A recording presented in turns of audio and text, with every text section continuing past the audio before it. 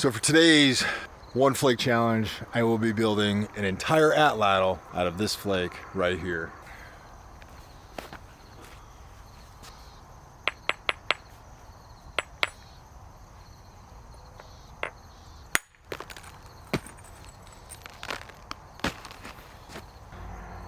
That's a good flake right there. Really something to hold on to when I'm working cut material, as well as I got a nice edge, good bulb, nice flake. As I'm contemplating my strategy into this, I have my raw, super sharp edge. This is great for slicing, hides, meats, things like that. I don't want to lose this slicing capability, especially when it comes to having to scrape and do some shaping. But I also have this side over here that has some of that cortex. What I'm gonna do in advance is maintain my razor cutting side and put a little edge, just some simple retouch, so I can saw. So you can do this with pressure, or you could do what's called a little percussive retouch, and that's just little tiny chips.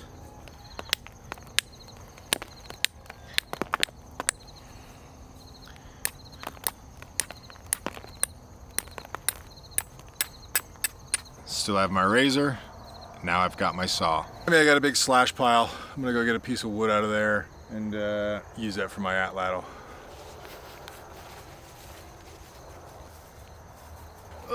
This will work. This has got a good little bend to it. This will absolutely work. Probably just start by flattening it out.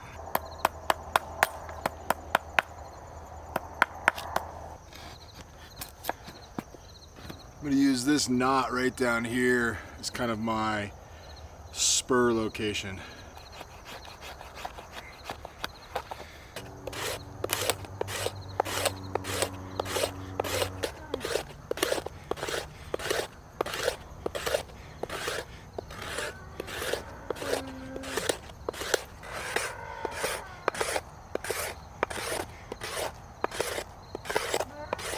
Just up that little bit, you can start to see that flat profile is coming in form.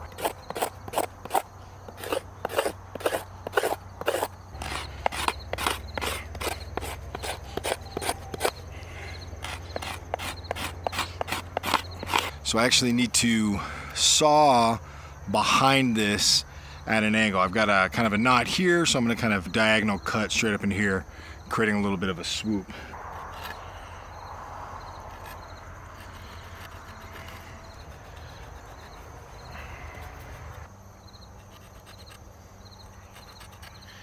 Yeah, perfect.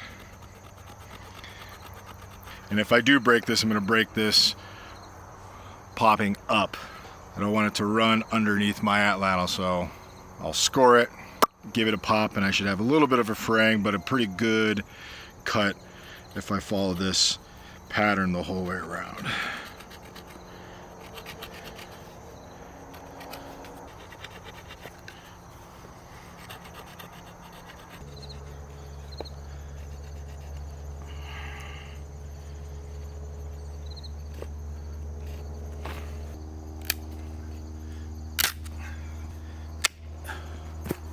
Nice.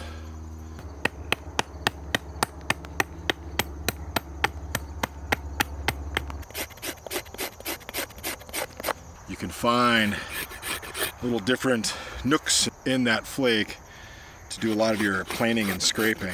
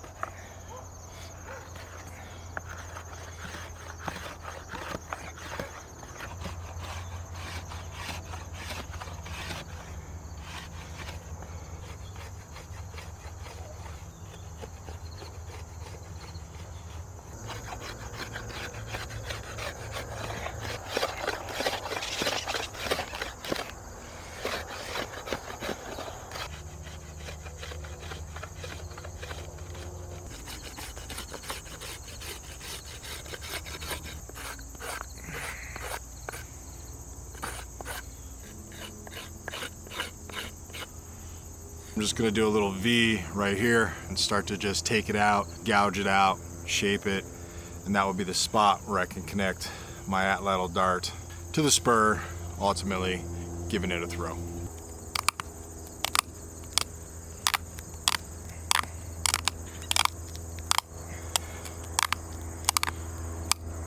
I want to make sure that the point of my spur is pointed exactly at the end of my handle. So all I do is I'm going to take this, create a little bit of a cut mark. Just one piece.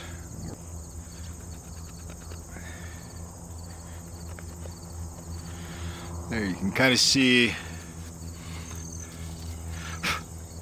my V right there. That's pointing directly at my handle.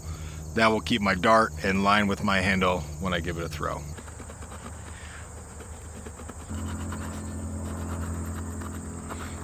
Let's draw this and give it a pop. This is kind of the unique thing. I think I'm going to take a couple percussive flakes here, down,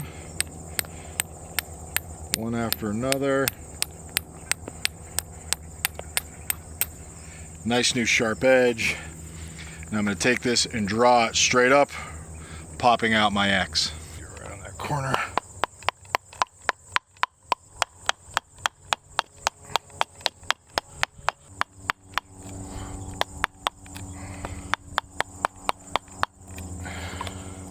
Let's give it another round of cuts.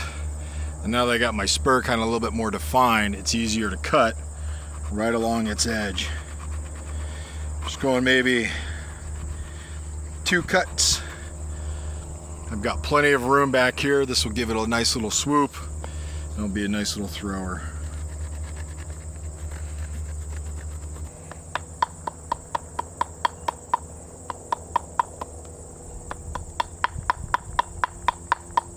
That last round really gave me a bit of profile. Now I need to just take out some of this mass and put a little divot right at the base. And this spur is nice and backed by that knot. I'll be ready to go.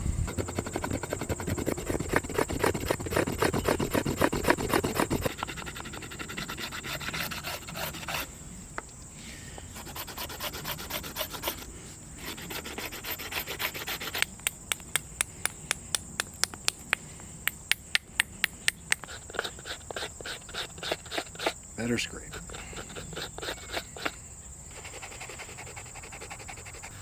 Nice. Now I need to take a little bit of this section out down in here, give it a little swoop, and that will house a dart nicely. I'm going to try to break this little corner off.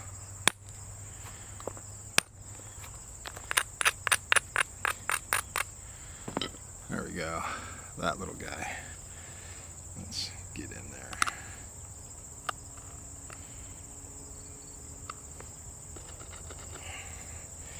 Gouge out material.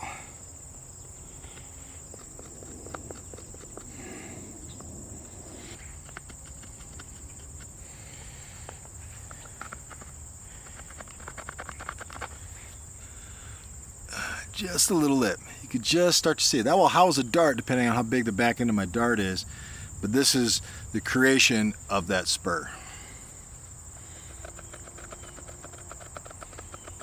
Got a little curved edge. I'm just putting it right up underneath and just sawing.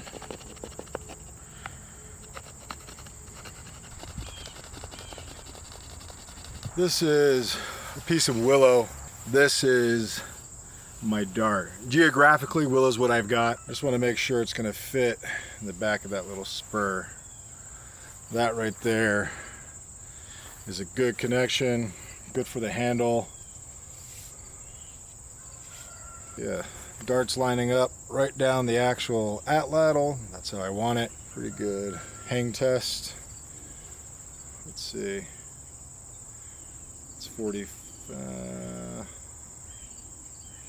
That right there is 45. As long as I can hang my spur 45 degrees. This is 90 degrees. This right here, obviously that's 0, but I always say I want to be able to hang my spur at least at a 45 degree angle. I always try to want to get my Atlatl my darts, the highest point of release if I was to shoot like this would be 45 degrees. I'm always pushing the dart, but that is my max angle as far as release, pushing out. Take the tail end of my dart, twist it onto my spur. Nice fit.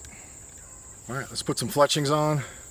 We'll do a little wooden foreshaft just for target.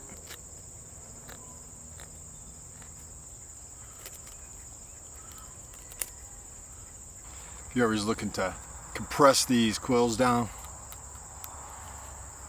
just chew on the end. That will give you a nice flat wrap.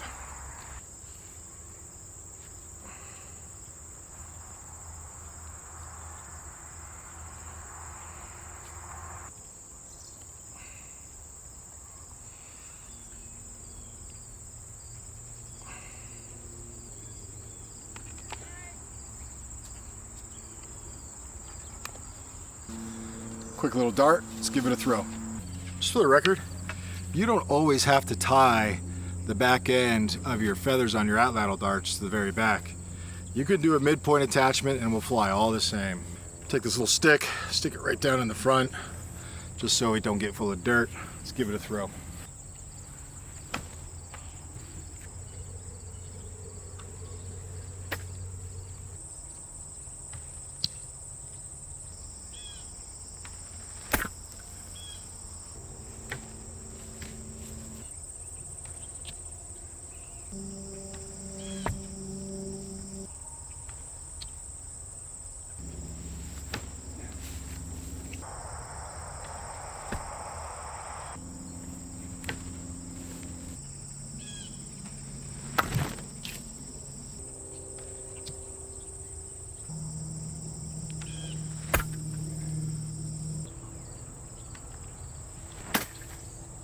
This was a fun challenge, especially with just using one flake.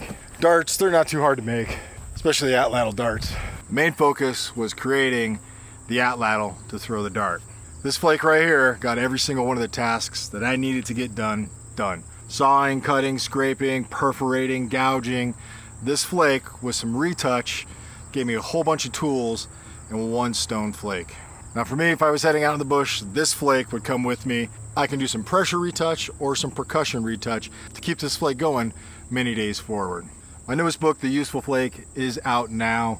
You can find it on Amazon. You can find signed copies on donnydust.com. The idea is to show anybody from primitive skills folks, survivalists, hunters, bushcrafters, to identify proper flint napping stone, pull off a flake, and then use it as a tool. All right, that's all I got. Appreciate you watching.